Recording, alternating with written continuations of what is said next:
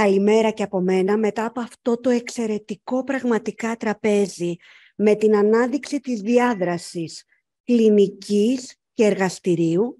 Ερχόμαστε σε δύο διαλέξεις και θα ήθελα να ευχαριστήσω πάρα πολύ την εταιρεία Biomerie για την τιμητική πρόσκληση να συντονίσω δύο εξαιρετικούς συναδέλφους πάνω σε ένα τρέχον ζήτημα αναφορικά με τη συνδρομική διαγνωστική των λοιμόξεων από το εργαστήριο στην κλινική πράξη και να παρευρεθώ σε αυτήν την πραγματικά εξαιρετική εκδήλωση, το που από χθες με έχει εντυπωσιάσει και επομένως σε αυτό το σημείο θα ήθελα να συγχαρώ και τον κύριο Κοφτερίδη και την λοιπή Οργανωτική και Επιστημονική Επιτροπή. Είναι γνωστό λοιπόν ότι εδώ και χρόνια οι μοριακές τεχνικές ήρθαν στην κλινική μικροβιολογία, ήρθαν στην κλινική πρακτική, προκειμένου καταρχήν να επιλύσουν τις αδυναμίες των συμβατικών τεχνολογιών. Πέρα όμως από αυτό, οι πολυπλεκτικές, όταν δηλαδή εφαρμόζουμε πολλαπλούς στόχους σε μία και μόνο PCR, με την εφαρμογή διαγνωστικών πάνελ, έδωσαν τη μετάβαση από την συμβατική προσέγγιση στις λοιμώξεις, στην εργαστηριακή διάγνωση των λοιμόξεων, στη λεγόμενη συνδρομική προσέγγιση. Έτσι λοιπόν μπορούμε να δούμε ποιο παθογόνο προκαλεί τη λίμωξη του αναπνευστικού, τη λίμωξη του κεντρικού νευρικού συστήματος, του γαστροεντερικού συστήματος και κυρίως του κέριου προβλήματος των μικροβιαιμιών. Σήμερα λοιπόν θα έχουμε τη δυνατότητα δύο διαλέξεων, καταρχήν αναφορικά με την επίδραση, τα αποτελέσματα των πολυπλεκτικών αυτών τεχνικών, των πάνελ του αναπνευστικού, στη διαχείριση κριτικά ασθενών, impact of molecular, θα είναι στα αγγλικά η ομιλία σας? Στα ελληνικά. Η διαφάνεια είναι στα αγγλικά. Οκ.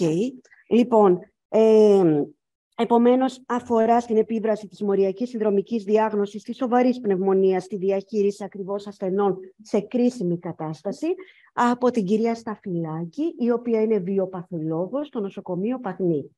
Κυρία Σταφυλάκη, έχετε το λόγο. Καλημέρα και από μένα. Να ευχαριστήσω πολύ την Οργανωτική Επιτροπή για την παρουσία μου σήμερα εδώ. Σκοπός της μελέτης, η οποία έγινε στο μικροβιολογικό εργαστήριο του Πανεπιστημιακού Νοσοκομείου Ηρακλείου, ήταν η αξιολόγηση της μεθόδου Multiplex PCR στην διαχείριση λοιμόξεων του κατώτερου αναπνευστικού συστήματος σε ασθενείς της μονάδας εντατικής θεραπείας. Πώς μπορεί μια τέτοια διαγνωστική μέθοδος να επηρεάσει το χρόνο διάγνωσης, την κατανάλωση των αντιβιωτικών και την έκβαση νοσηλείας των ασθενών. Έτσι λοιπόν η μελέτη μας χρονικά διήρκησε 2 έτη, το 2018 μέχρι 2020, αποκλειστικά σε ασθενείς της μονάδος εντατικής θεραπείας που νοσηλεύονται είτε λόγω μιας σοβαρής πνευμονίας κοινότητας, είτε νοσοκομιακής πνευμονίας η οποία χρήζει αντιμετώπισης στην μονάδα εντατικής θεραπείας, αλλά και περιστατικά με πνευμονία η οποία σχετίζεται με τον αναπνευστήρα. Αναζητήσαμε ένα χρόνο πριν την έναρξη της μελέτης μας περιστατικά πνευμονίας πάλι σε ασθενείς της μονάδος εντατικής θεραπείας που θα λειτουργούσε ως μέτρο σύγκρισης. Κριτήρια για την ένταξη στην μελέτη μας αποτέλεσε η ηλικία, κλινικά και εργαστηριακά ευρήματα τα οποία συνηγορούν υπερλίμωξη του κατώτερου αναπνευστικού συστήματος, όπως ένας υψηλός πυρετός, μια λευκοκυτάρωση ή λευκοπενία, αλλαγή αύξηση των εκρήσεων, μια σοβαρή διαταραχή της ανταλλαγής αερίων, ενώ από τη μελέτη μας αποκλείστηκαν περιπτώσεις όπου ο πυρετός οφείλονται σε διαφορετική αιτιολογία, απικισμούς, τραχιοβροχίτιδα, αλλά και ασθενείς που είχαν ήδη ενταχθεί στη μελέτη μας. Και στις δύο ομάδες αυτών των ασθενών έγινε μια καταγραφή των δημογραφικών στοιχείων όσον αφορά το φύλο, την ηλικία, αλλά και κλινικών στοιχείων τα οποία λάβαμε από το εργαστηριακό πρόγραμμα και το αντίστοιχο σύστημα της μονάδος σχετικά με συνοσηρότητα, με ατομικό αναμνηστικό, συνοσηρότητα, τύπος πνευμονίας. Έγινε υπολογισμός των σκορ θνητότητας Σόφα και Απάτσι 2 με βάση τα ευρήματα κατά το πρώτο 24ωρο νοσηλείας των ασθενών. Έγινε μια καταγραφή της φαρμακευτικής αγωγής την οποία έλαβαν οι ασθενείς της μονάδος από τη στιγμή που θα είχαμε τα ευρήματα της λίμωξης του κατώτερου αναπνευστικού συστήματος μέχρι και για 14 ημέρες. Τυχόν λοιμώξεις που συνυπήρξαν στο διάστημα αυτό, την έκβαση νοσηλείας των ασθενών, καθώς επίσης και το χρόνο διάγνωσης. Συνοπτικά το πρωτόκολλό μας, λοιπόν, από τη στιγμή όπου υπήρξαν αυτές οι ενδείξεις σε ασθενείς της μονάδας εντατικής θεραπείας, γινόταν δειγματοληψία από το κατώτερο αναπνευστικό σύστημα. Ο γιατρός της μονάδας επικοινωνούσε με το μικροβιολογικό εργαστήριο σε καθημερινή βάση από τις 8 το πρωί ως τις 8 το απόγευμα. Από τη στιγμή που γινόταν η λήψη του δείγματος από το μικροβιολογικό εργαστήριο, ξεκινούσε η διαχείρισή του τόσο με τη συμβατική καλλιεργητική μέθοδο, αλλά και ακολούθως με την μοριακή τεχνική της Multiplex PCR με το πάνελ Πνευμόνια Plus Panel της εταιρείας Biomerieux. Περίπου σε 3 ώρες είχαμε το αποτέλεσμα που μας έδινε η μοριακή μέθοδος, καθώς επίσης και η χρώση κατά γκραμ. Επικοινωνούσαμε με τον κλινικό στη μονάδα, προκειμένου να τον ενημερώσουμε για το αποτέλεσμα το οποίο μας έδινε η μοριακή μέθοδος.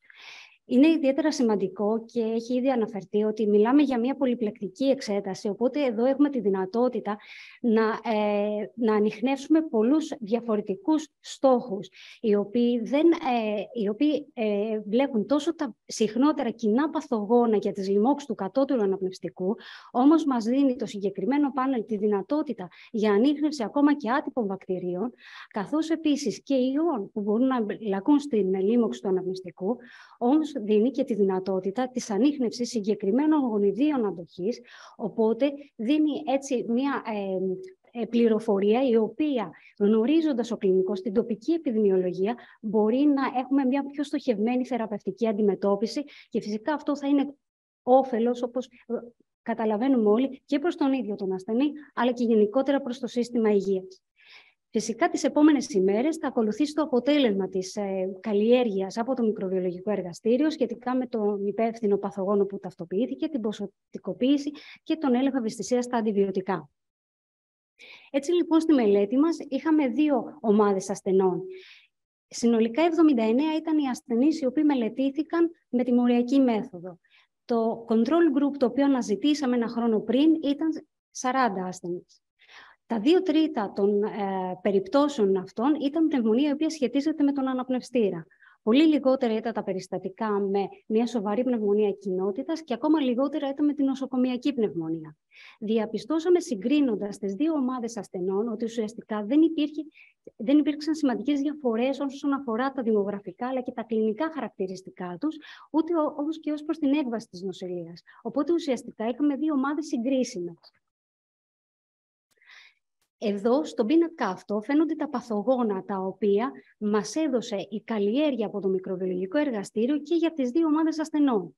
Φαίνεται ότι, ως γνωστό, το Acinetobacter, η ψευδομονάδα, η Klebsiella αποτελούν από τα συχνότερα αίτια για τις λοιμώξεις του κατώτερου αναπνευστικού σε ένα χώρο όπως είναι η μονάδα εντατικής θεραπείας.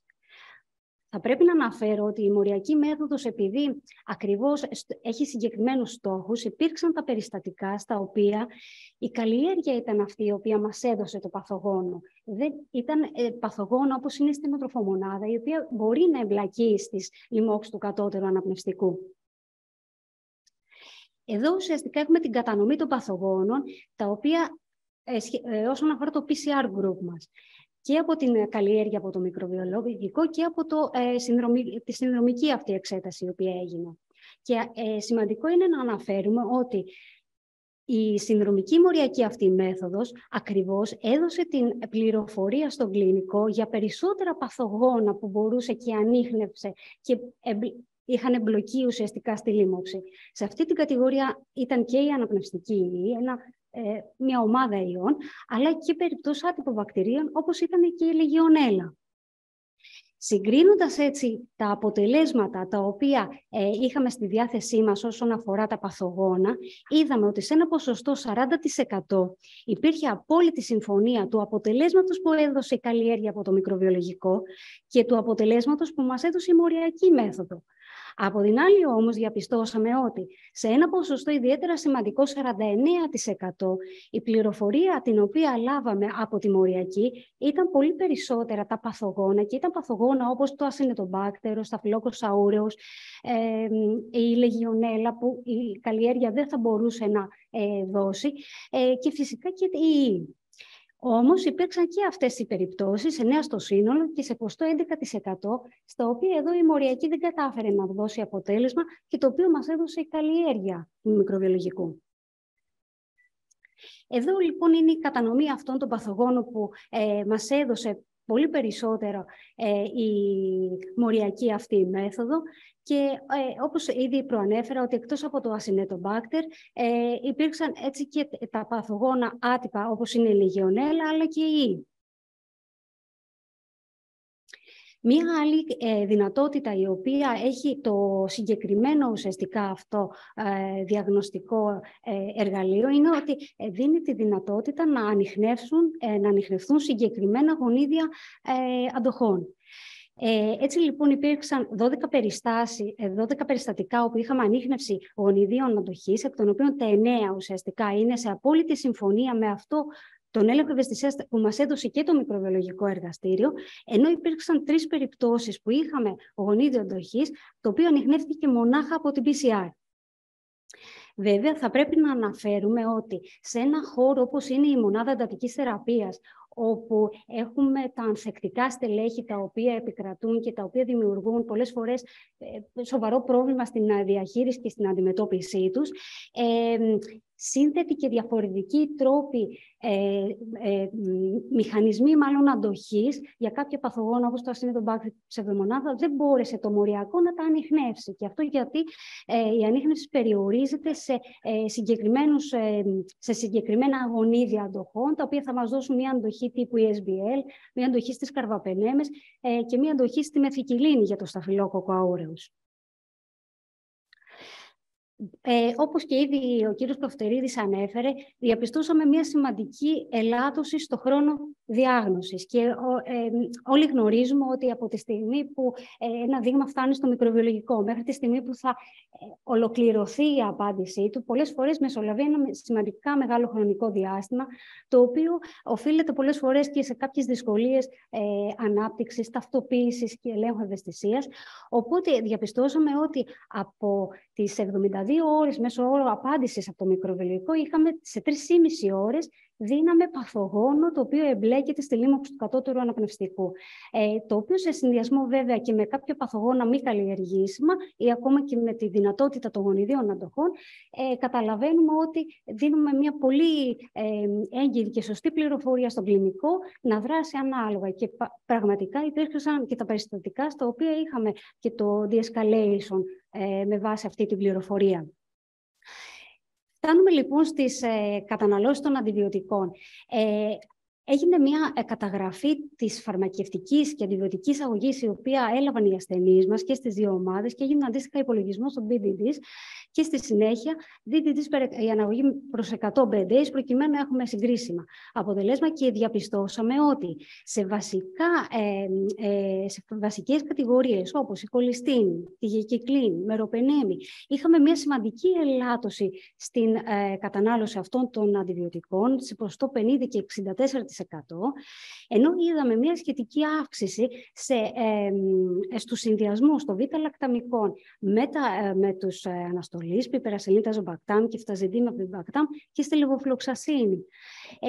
Αυτό όσον αφορά το κομμάτι των γκραμ αρνητικών. Στα γκραμ θετικά διαπιστώθηκε μια σχετική αύξηση. Τώρα πιθανότατα εδώ εμπλέκονται ίσως και άλλες λοιμώξεις που πιθανότατα συνυπήρχαν με τη λίμωξη του κατώτερου αναπνευστικού, οπότε ουσιαστικά έτσι ήταν και η παρέμβαση από τον κλινικό γιατρό. Συμπερασματικά, λοιπόν, μπορεί το gold standard να παραμένει η καλλιέργεια από το μικροβιολογικό για τη διάγνωση των λοιμόξεων του κατώτερου αναπνευστικού. Παρ' όλα αυτά, από τη μελέτη μας, η οποία, αν και περιορισμένος ο αριθμός των ασθενών που συμμετείχαν, φάνηκε πόσο σημαντικό ρόλο έπαιξε στο να δώσει μια ταχεία και έγκυρη πληροφορία στον κλινικό γιατρό, να ταυτοποιήσει παθογόνα τα οποία η καλλιέργεια δεν μπορέσει να τα ταυτοποιήσει, και όλη αυτή η πληροφορία σε συνδυασμό πάλι με μια γνώση τοπικής επιδημιολογίας, κατάλληλα προγράμματα antibiotic stewardship, θα έχουν το βέλτιστο όφελος και για τον ίδιο τον ασθενή, και από τις μελέτες οι οποίες γίνονται θα δούμε ότι αυτό το κόστος είναι σημαντικό και για το σύστημα υγείας. Βέβαια, οι περιορισμοί οι οποίοι υπάρχουν σε αυτές τις μεθόδους είναι ότι μιλάμε για συγκεκριμένους στόχους. Οπότε, σίγουρα θα πρέπει να υπάρξουν κάποια συμπληρωματικοί τρόποι που θα δώσουν έτσι, μια πληροφορία περισσότερη στον κλινικό γιατρό. Τόσο για τα παθογόνα, όσο και για πιο σύνθετους μηχανισμούς αντοχής. Εδώ φαίνεται η απάντηση την οποία το συγκεκριμένο σύστημα μας δίνει. Φαίνονται λοιπόν τα παθογόνα τα οποία μπορεί και ανιχνεύει, τα οποία είναι από τα κυριότερα βακτήρια για τις λοιμώξεις του κατώτερου αναπνευστικού. Δίνει τη δυνατότητα ενός ημιποσωτικού προσδιορισμού σε αντίγραφα. Όπως σας ανέφερα, ανιχνεύει συγκεκριμένα γονίδια αντοχών, οπότε έχουμε ένα πολύ καλό προσανατολισμό στην περίπτωση που κάτι τέτοιο ανιχνευτεί, άτυπα βακτήρια, αλλά και ιούς που μπορούν να ανιχνεύσει και που μια καλλιέργεια φυσικά δεν θα μπορούσε να το κάνει. Ήμουν σύντομη, σας ευχαριστώ. Καλές συνεχώς. Ευχαριστούμε πολύ, κυρία Σταφυλάκη, γιατί ακριβώς αναδείξατε το ότι έχουμε ένα εργαλείο στα χέρια μας, το οποίο έρχεται να δώσει πληροφορία, που δεν μπορεί η συμβατική μέθοδος της καλλιέργειας να δώσει, γιατί είναι πολλαπλή οι στόχοι, δεν υπάρχουν μόνο τα βακτήρια, υπάρχουν βακτήρια τα οποία η συμβατική καλλιέργεια, όπως είπατε, η Λεγεωνέλα, δεν μπορεί να δώσει, με την υποσημείωση βέβαια ότι δεν μπορεί να δώσει εδώ τη στενοτροφομονάδα και τα υπόλοιπα, και τους ιούς, που έτσι κι αλλιώς δεν μπορούμε να έχουμε πέρα από τις μοριακές τεχνικές. Σωστά. Η παρουσίασή σας ήταν ακριβώς άρτια, όσο και η δουλειά που αξίζει συγχαρητηρίων. Στις διαλέξεις δεν υπάρχουν ερωτήσεις, αλλά επειδή νομίζω ότι έχουμε χρόνο και θα ήταν ενδιαφέρουσα η συζήτηση, θα ήθελα να ρωτήσω καταρχήν αν υπάρχει κάποιο ερώτημα, κάποιο επιπρόσθετο σχόλιο αναφορικά με την κυρία Σταφυλάκη.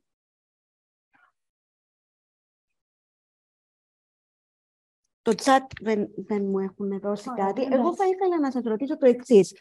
Επειδή ακριβώς είπατε ότι η αξιολόγηση είναι ημιποσωτική, έτσι δεν είναι? Είχατε κάποιες δυσκολίες αναφορικά με την αξιολόγηση, με περισσότερο από 2 βακτήρια ή στόχους, που είχατε κάποιο αποτέλεσμα και είχατε κάποιο ένα κριτικό όριο να πείτε ότι αυτό το δίνουμε στον κλινικό, ενώ το άλλο δεν το δίνουμε? Και δεύτερον, αναφορικά με το πρόβλημα των τυχών ψευδός φετικών, που είναι κυρίως ο αιμόφυλος, ο σταφυλόκοκκος και η ψευδομονάδα. Πώς ήταν σε σχέση με την συμβατική καλλιέργεια? Επιβεβαιώθηκαν, είχατε τέτοιου είδους ψευδός θετικά αποτελέσματα ή όχι? Κοιτάξτε, όσον αφορά τα επιπλέον μικρόβια, γιατί αυτά ήταν σε μια κατηγορία αιμόφυλος, ας πούμε, τα οποία τα βρήκαμε και στην έξτρα πληροφορία. Ό,τι μας έδινε εμάς το μηχάνημα, ό,τι βγήκε σαν απάντηση από το μηχάνημα, εμείς οφείλαμε να το δώσουμε στον κλινικό γιατρό. Το θέμα στη 14η, όσον αφορά τις αναπτύξεις, ναι, οι αναπτύξεις στο 14η που αναφέρει τα αντίγραφα δεν ισοδυναμεί με την αντίστοιχη της καλλιέργειας, δηλαδή ήταν αρνητική. Είναι αρνητική. Ναι. Δηλαδή, ώστε να είμαστε και το εργαστήριο πολιτική, γιατί και ο κλινικός πρέπει να δώσει. Ναι, σε μεγάλο ποσοστό υπήρχε συμφωνία του, οπότε ήμασταν εντάξει. Πάντως σας λέω, αυτό ήταν ένα πρόβλημα. Δεν μπορούν άμεσα να συγκριθούν αυτά τα δύο. Δηλαδή, γιατί η καλλιέργεια είναι απικίες, είναι ζώνες. Ακριβώς. Το άλλο είναι γενετικό υλικό. Οπότε, διαπιστώσαμε όμως ότι στο 40% που υπήρχε συμφωνία, ήταν απόλυτα. Εξαιρετικά. Και επειδή είναι μια πάρα πολύ καλή δουλειά, αλλά αφορά τα δεδομένα μέχρι το 20 που είναι προ-COVID εποχή. Θέλω να σας ρωτήσω αν στην COVID εποχή, που υπήρχαν πάρα πολλοί ασθενείς με πνευμονίες και θέματα, πώς αυτό το διαγνωστικό, τι αποτελέσματα είχατε, αν συνεχίσατε πέρα από τις μονάδες, τι αποτελέσματα, Κοιτάξτε, αν είναι πρόδρομα, να τα έχετε αναλύσει. Κοιτάξτε, και μέσα στην COVID εποχή είχαμε τη δυνατότητα να τρέξουμε δείγματα. Βέβαια, πάντα αυτή είναι μια εξέταση που το γνωρίζουμε, το κόστος είναι λίγο έτσι υψηλό. Παρ' όλα αυτά, με τα κριτήρια επιλογής τα οποία θέτουμε, προσπαθούμε, και γνωρίζει και ο κύριος Κοφτερίδης, περιπτώσεις ανοσοκατασταλμένων ασθενών. Τους τρέχουμε, δηλαδή, γιατί καταλαβαίνουμε την ανάγκη που υπάρχει ο κλινικός να γνωρίζει τι έχει να αντιμετωπίσει. Και ειδικά στις περιπτώσεις των νοσοκατασταλμένων λειτουργούμε έτσι πολύ θετικά. Έχουμε περιστατικά, δεν έχει γίνει ανάλυση αυτών. Είχαν υπάρξει και τα περιστατικά COVID ασθενών, τα οποία τρέξαμε, γιατί σίγουρα υπήρξε η εμπλοκή και παθογόνων. Ναι, σίγουρα. Τώρα ίσως είναι αυτή μια μελέτη η οποία θα συνεχίσουμε και θα αναλύσουμε τα δεδομένα όλα αυτά. Παρ' όλα αυτά, προς το παρόν συνεχίζουμε να... Άρα είμαστε στην αναμονή πολύ ενδιαφέρον. Ναι, και ευελπιστούμε βέβαια να συνεχίσουμε να... Για την τωρινή μάλλον εποχή, πέρα από την προηγούμενη που ήταν στο 20, και επιτρέψτε μου για αυτό που είπατε, κοστοβόρος τελικά. Μα τελικά από τις μελέτες, ναι, δεν είναι κόστος, ναι, όχι. Έχετε δίκιο σε αυτό που λέτε. Πράξη. Η απόφαση και η αποκλιμάκωση, όπως δείξατε, νομίζω, ναι. Μα υπάρχουν μελέτες, ναι. Όχι, γιατί αποδίδει. Είναι ένα τεστ που μας βοηθά, ώστε να μην έχουμε πολλές δαπάνες στο νοσοκομείο. Σίγουρα. Αν χρησιμοποιηθεί σωστά στην κατεύθυνση της αποκλιμάκωσης, αλλά και της θεραπείας πριν να βγει η καλλιέργεια. Σας ευχαριστούμε επομένως πάρα πολύ για την εξαιρετική παρουσίαση και αναμένουμε τα αποτελέσματα της περαιτέρω δουλειάς. Ευχαριστώ.